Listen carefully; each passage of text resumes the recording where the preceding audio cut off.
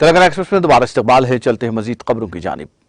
हुकूमत ने आज राज्यसभा को बताया कि अदालतों में ज़ेर इल्तवा मुकदमात की तादाद तशवीशनाक है, लेकिन इस मसले को उस वक्त तक हल नहीं किया जा सकता जब तक जजेस की तकर्रुरी के लिए कॉलेजियम निज़ाम की जगह नया निज़ाम नाफिज नहीं किया जाता। मरकजी वज़ीर कानून और इंसाफ किरण रिजिजू ने ऐवान में वक्फ सवालात के दौरान ज़िमनी सवालात का जवाब देते हुए कहा कि मुल्क की अदालतों में ज़ेर इल्तवा मुकदमात की तादाद 5 करोड़ के करीब है। उन्होंने कहा कि इसकी बहुत सी वजूहात हैं, लेकिन सबसे बड़ी वजह जजेस की तकर्रुरी का कॉलेजियम निज़ाम है। जजों की तकर्रुरी हुकूमत के दायरे इख्तियार से बाहर है और यही वजह है कि पार्लियामेंट के दोनों ऐवानों ने कॉलेजियम सिस्टम की जगह नेशनल जुडिशल अपॉइंटमेंट कमीशन की तश्कील का बिल मुत्तफिका तौर पर मंजूर किया, ताहम सुप्रीम कोर्ट के आईनी बेंच ने उसे मुस्तरद कर दिया। उन्होंने कहा कि वक्तन फवक्तन मुल्क की मुख्तलिफ शख्सियात ने इस कदम को गलत करार दिया। इन लोगों ने यह भी कहा कि यह निजाम मुल्क और ऐवान की सोच के मुताबिक नहीं है। रजेजो ने कहा कि हुकूमत के पास महदूद इख्तियारात के बावजूद मुकदमात के इल्तबा को कम करने के लिए कई इकदाम किए गए हैं। उन्होंने कहा कि मंजूर शुदा आसामियां पुर न होने से अदालतों का बोझ भी बढ़ रहा है। हुकूमत बार बार सुप्रीम कोर्ट से तकर्रुरी के लिए जजेस के नाम भेजने की दरख्वास्त करती है। हुकूमत की जानिब से यह भी कहा जाता है कि मुल्क के तनों और जामयियत को मद्देनजर रखते हुए तमाम जातों, मजाहिब और खवातीन के नाम जजेस की तकर्रुरी के लिए अच्छे उम्मीदवारों के तौर पर भेजे जाएं। उन्होंने कहा कि हुकूमत सिक्योरिटी के साथ साथ रिटायर्ड जजेस को मुख्तलिफ सहूलियात भी फराहम करती है। हुकूमत ने मुल्क में सड़क प्रोजेक्ट्स के लिए हुसूल अराजी के मुआवजे की अदायगी में हायल रुकावटों को दूर करने के लिए कानून में जरूरी तब्दीलियां करने का यकीन दिलाया है। रोड ट्रांसपोर्ट और हाईवेज वजीर के मरकजी नितिन गडकरी ने लोकसभा में वक्फ सवालात के दौरान एक सवाल के जवाब में यकीन दहानी कराई। गडकरी ने कहा कि सड़क प्रोजेक्ट्स के लिए हुसूल अराजी का कानून मरकजी हुकूमत की तरफ से बनाया गया है और रियासतें ज़वाबित तय करती है। इसमें खामी है कि अगर हुसूल के बाद सड़क का अलाइनमेंट तब्दील किया जाए तो हुकूमत जमीन वापस नहीं कर सकती। इस किस्म के मुल्क में 1,74,327 मुकदमात ज़ेर इल्तवा हैं। उन्होंने कहा कि हुसूल अराजी के मुआवजे की रकम मार्केट रेट से 4 गुना होने की वजह से आज कोई भी हुसूल की मुखालिफत करने नहीं आता, बल्कि वो अपनी जमीन लेने की तजवीज देता है। लेकिन मसला यह है कि जमीन ज़रई नौइयत की है या सनती किस्म की, इसको लेकर भी इख्तलाफ होता है, क्योंकि दोनों किस्म की जमीन की कीमत मुख्तलिफ है और इससे मुआवजे की रकम भी मुतासिर होती है। उन्होंने कहा कि अहदेदारों के सामने एक बहरान यह भी है कि अगर वो जमीन के मुआवजे के मामलात को सुलझाने की कोशिश करते हैं तो उनकी नीयतों पर सवालिया निशान लग जाता है। उन्होंने कहा कि रियासती हुकूमतें भी इस अमल में शिराकतदार हैं, इसलिए एक माह के अंदर मरकज और रियासतें मिलकर मुशावरत करके इस मामले का कानूनी हल निकालने की कोशिश करेंगी।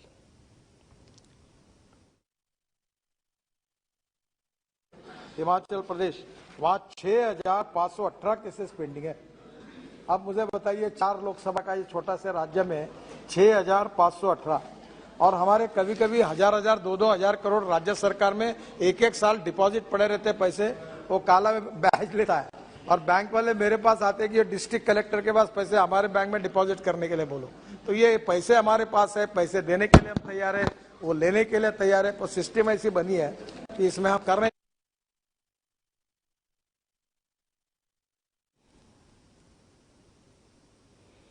कौमी राजधानी दिल्ली के मोहन गार्डन इलाके में एक नाबालिग लड़की पर तेजाब फेंकने के मामले में आज लोकसभा में उठाया गया और हुकूमत से मुतालबा किया गया कि तेजाब की खुलेआम फरोख्त पर सख्ती के साथ मुकम्मल पाबंदी आयद की जाए। लोकसभा में बीजू जनता दल के भर्तरी हरी महताब ने वक्फ सिफर के दौरान मामला उठाया और कहा कि दिल्ली में एक नाबालिग लड़की पर तेजाब फेंकने का पुरतशद्दुद वाकया मंजर-ए-आम पर आया है, जो इंतहाई अफसोसनाक है। मुतासिरा लड़की स्कूल जा रही थी, तभी इस पर तेजाब फेंक दिया गया और यह तेजाब बाजार से खरीदा गया। लड़की के चेहरे पर तेजाब फेंका गया और वह सफदरजंग अस्पताल में दाखिल है। महताब ने कहा कि इस वाक़े के हवाले से सबसे बड़ा सवाल यह है कि जब सुप्रीम कोर्ट ने तेजाब की खुलेआम फरोख्त पर पाबंदी आयद कर रखी है तो खुले बाजार से तेजाब कैसे मंगवाया गया और खुले बाजार में उसे कौन लोग फरोख्त कर रहे हैं। हमलावर ने यह तेजाब भी बाजार से खरीदा था। बीजेडी के लीडर ने तेजाब की खुर्दा फरोख्त पर पाबंदी लगाने का मुतालबा करते हुए कहा कि हुकूमत को इस बात को यकीनी बनाने के लिए जरूरी इक़दाम करने चाहिए कि तेजाब खुले बाजार में फरोख्त न हो। Connected as penalty, but it has not been distributed. I demand retail sale of acid needs to be banned completely. Okay. If you give sellers and buyer leeway, the process will be misused. There is also need to have penal provisions of prison and just not fine. Bangladesh government has already come with a very strict law. Why can't we frame a law I have submitted a private member bill also for consideration of this house. किसी I would दूसरी request state का the नाम government लेने की to जरूरत नहीं थी। respond.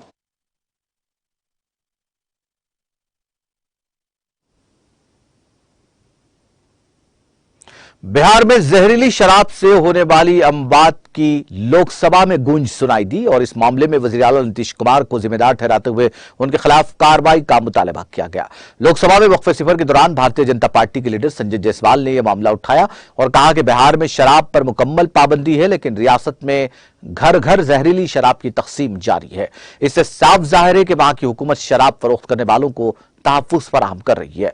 उन्होंने कहा कि बिहार में जहरीली शराब पीने से लोगों की मौत के 15 से ज्यादा वाकयात हो चुके हैं और इसमें इजाफा हो रहा है, लेकिन बिहार हुकूमत इस पर कुछ करने को तैयार नहीं है। असेंबली में वज़ीर आला के रवैये से साबित हो गया कि वो अपना जहनी तवाजुन खो चुके हैं।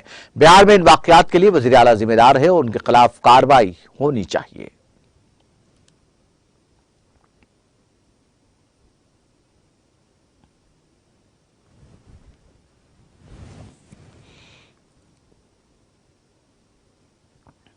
हिंदुस्तान ने अक़वाम मुत्तहिदा की सलामती कौंसिल में पाकिस्तान पर सख्त नुक्ताचीनी करते हुए कहा कि जिस मुल्क ने दहशतगर्द तंजीम अलकायदा के सरबराह ओसामा बिन लादेन की मेजबानी की और पड़ोसी मुल्क की पार्लियामेंट पर हमला किया, उसे अक़वाम मुत्तहिदा जैसे ताकतवर प्लेटफॉर्म पर खिताब करने का कोई हक नहीं है। वज़ीर ख़ारजा डॉक्टर एस जयशंकर ने पाकिस्तान के वज़ीर ख़ारजा बिलावल भुट्टो के जरिए कश्मीर पर पाकिस्तान के तबसरे के बाद इसी प्लेटफॉर्म पर सख्त रद्द-ए-अमल का इजहार किया। डॉक्टर जयशंकर ने कहा, हम आज वाज़ेह तौर पर कसीर जहती में इस्लाह पर तवज्जो मरकूज कर रहे हैं। फितरी तौर पर हमारे अपने मखसूस ख्यालात होंगे और कम से कम यह बात सामने आ रही है कि इसमें मजीद ताखीर नहीं की जा सकती है। जयशंकर मंगल को अक़वाम मुत्तहिदा पहुंचे, जहां सलामती कौंसिल में हिंदुस्तान की सदारत में इंसदाद दहशतगर्दी और रिफॉर्म्ड मल्टीलेटरिज्म पर दो अहम इवेंट हो रहे हैं। मल्टीलेटरिज्म पर 22 की सदारत अक़वाम मुत्तहिदा में हिंदुस्तान के मुस्तकिल रुकन रोचिरा कंबोज ने की। इस दौरान पाकिस्तानी वज़ीर ख़ारजा बिलावल भुट्टो ने मसला कश्मीर उठाया। जयशंकर ने चीन और पाकिस्तान दोनों को निशाना बनाया। उन्होंने कहा कि फितरी तौर पर हम आज कसीरुल जहती में इस्लाह कर रहे हैं। हमारा अपना नजरिया हो सकता है, लेकिन एक उमूमी राय कायम हो रही है कि कम से कम हमें इसमें ज्यादा ताखीर नहीं करनी चाहिए। दुनिया दहशतगर्दी के खिलाफ जद्दोजहद कर रही है और ऐसे दौर में कुछ लोग दहशतगर्द हमलों के मुजरिमों की साजिश करने वालों को सही ठहरा रहे हैं। वो उनके तहफ्फुज़ के लिए बैनुल-अक़वामी मंच का गलत इस्तेमाल कर रहे हैं। Excellencies, let us recall that at every milestone in multilateral diplomacy, the sentiment for reform has been expressed at the highest levels. This ranges from the Millennium Declaration to the World Summit of 2005 and the 75th anniversary declaration of the UN in 2020. This year too, the UNGA heard calls from more than 70 leaders, more than double the number of 2021. Why then are we failing to deliver on such a strong desire for change? The answer lies in the nature of the IGN process itself. One, it is the only one in the United Nations that is conducted without any time frame. Two, it is also singular in being negotiated without any text. And three, there is no record keeping that allows progress to be recognized and carried forward. Not just that, there are actually suggestions that negotiations start only when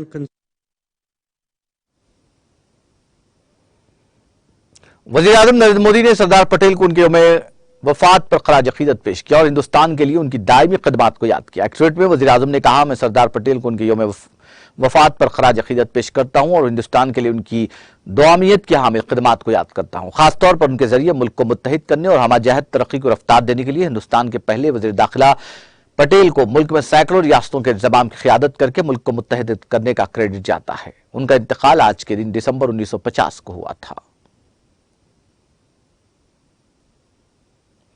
Lok Sabha के speaker Om Birla ने जुमेरात को मुल्क के बर्दियान सरदार वल्लभ भाई पटेल की बरसी पर उन्हें खराज पेश किया। बिरला ने ट्विटर पर लिखा, जदीद हिंदुस्तान के मेमार बर्दियान सरदार वल्लभ भाई पटेल को उनकी बरसी पर खराज अकीदत। उन्होंने कहा कि उनकी जिंदगी मुल्क के इत्तेहाद और सालिमियत को मजीद मजबूत करने के लिए हर हिंदुस्तानी को काम करने की तरगीब देती रहेगी। बिरला के साथ साथ दीगर मरकजी वुज़रा ने भी ट्विटर के जरिए सरदार वल्लभ भाई पटेल को खराज पेश किया।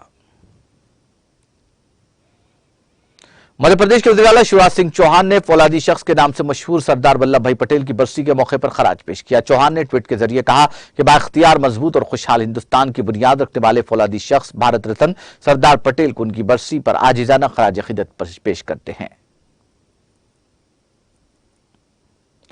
कांग्रेस के सीनियर लीडर और मध्य प्रदेश कांग्रेस के सदर कमलनाथ ने मुल्क के साबिक मरकजी वजीर सरदार वल्लभ भाई पटेल को उनकी बरसी पर खराज पेश किया। कमलनाथ ने एक ट्वीट में लिखा, मुल्क की आजादी और कौमी यकजहती के लिए सब कुछ कुर्बान करने वाले हिंदुस्तान के साबिक वजीर दाखिला और कांग्रेस के साबिक कौमी सदर सरदार वल्लभ भाई पटेल को उनकी बरसी पर खराज अकीदत और सद सलाम। मर्दाहन की जिंदगी की जद्दोजहद और ख्यालात से हमेशा हमें तहरीक मिलती रहेगी।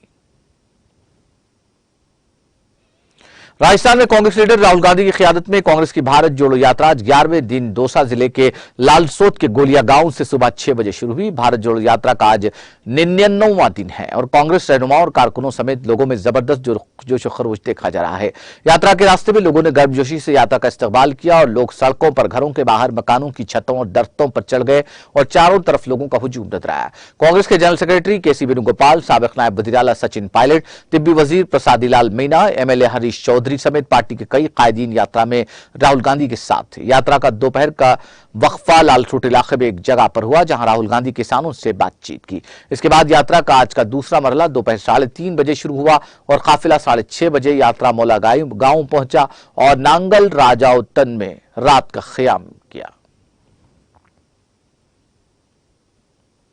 Government higher secondary school Bhattaganj Tral Kashmir में सालाना दिन के हवाले से एक पुरवखार तकरीब मुनक्किद हुई जिसमें स्कूली बच्चों की एक बड़ी तादाद के साथ साथ अमले और मुकामी लोगों ने शिरकत की। इस मौके पर स्कूली बच्चों की जानिब से एक रंगारंग प्रोग्राम का एहतमाम किया गया। इस दौरान कई तलबा ने अपने अपने हुनर का मुजाहरा किया जिस पर शुरका ने उनकी हौसला अफजाई की। प्रोग्राम के दौरान मंशियात की वबा को खत्म करने के हवाले से बात की गई जिस पर तलबा ने कश्मीरी ड्रामा भी पेश किया। सालाना दिन की तकरीब के आखिर पर बेहतरीन कारकर्दगी का मुजाहरा करने वाले तलबा में इनामात तकसीम किए गए।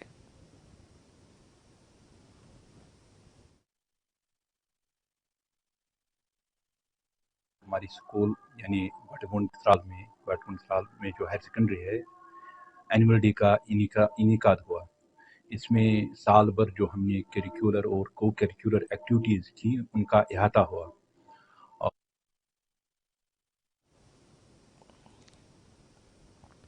Government higher secondary school Dadsara Pulwama Kashmir में सालाना दिन के हवाले से एक तकरीब मुनक्किद हुई जिसमें हायर सेकेंडरी में ज़ेर तालीम तलबा, मुकामी शहरियों और बच्चों के वालिदैन ने शिरकत की। तकरीब में जिला एजुकेशन डेवलपमेंट अफसर मंजूर अहमद खान ने मेहमान खुसूसी की हैसियत से शिरकत की। इस दौरान यहाँ अफसरान ने वालिदैन के साथ मिलकर इस बात पर तबादला ख्याल किया कि तालीमी निज़ाम को किस तरह मजीद बेहतर बनाया जा सके। श्रीनगर के बमना इलाके में आग की एक भयानक वारदात में कम से कम 5 रिहायशी मकान खाकस्तर हो गए जबकि एक कमसिन लड़का जख्मी हो गया। बमना की मंसूर कॉलोनी में आग लगने की वारदात में 3 रिहायशी मुकम्मल तौर पर जलकर खाकस्तर हो गए जबकि 2 मकानों को जुज़वी नुकसान पहुंचा।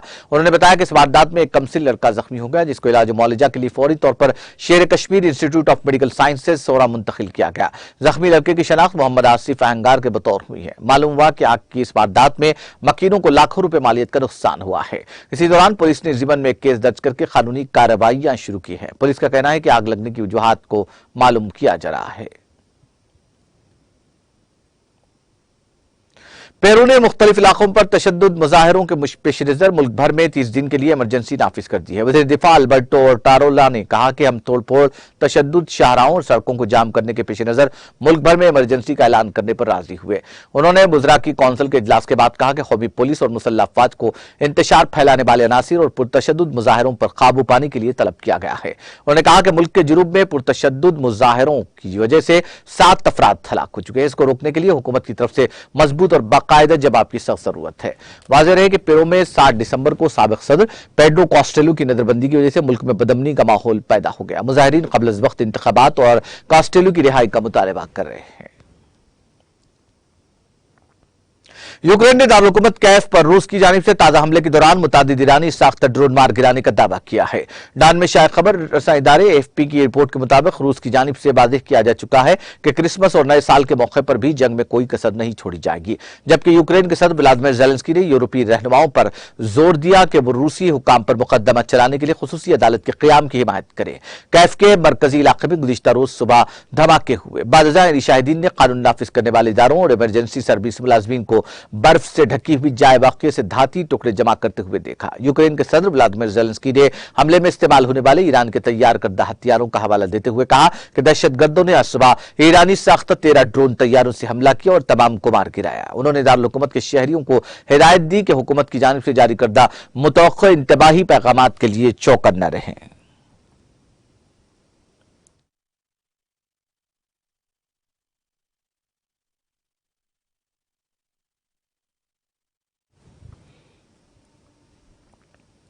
आखिर में सुर्खियां एक बार फिर। मरकजी हुकूमत की मां और बच्चों की देखभाल पर रियासती हुकूमत की सत्ताइश की। दिल्ली में मुनक्किदा नेशनल मैटरनल हेल्थ वर्कशॉप में मरकज ने तेलंगाना के लिए 2 मजीद अवार्ड से किया सरफराज। रियासत तेलंगाना में नामियाती खाद के जरिए फसलों की काश्त सर फहरिस्त। पालाकुर्ती के रायपर्ती मंडल में रियासती वजीर दयाकर राव का बयान। जिले वनपर्ती में वाफिर मकदार में आबी वसाइल, जेर जमीन पानी की दस्तियाबी, रियासत सर फहरिस्त। आबपाशी अहदेदारों के जायजा इजलास से निरंजन रेड्डी का खिताब।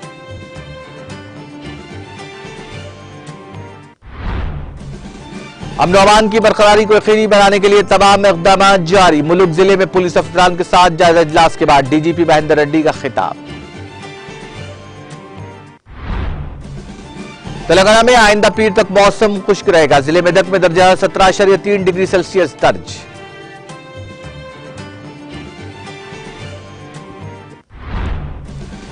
हुसूल अराजी के मुआवजे में कानूनी रुकावटों को किया जाएगा दूर। मरकजी वजीर नितिन गडकरी की लोकसभा में यकीन दहानी।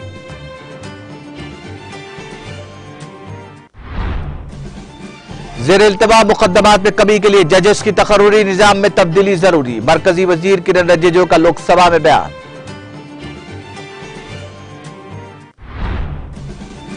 और अक़वाम मुत्तहिदा में पाकिस्तान के जरिए मसला कश्मीर उठाया गया। वज़ीर ख़ारजा डॉक्टर एस जयशंकर ने किया रद्द अमल का इजहार।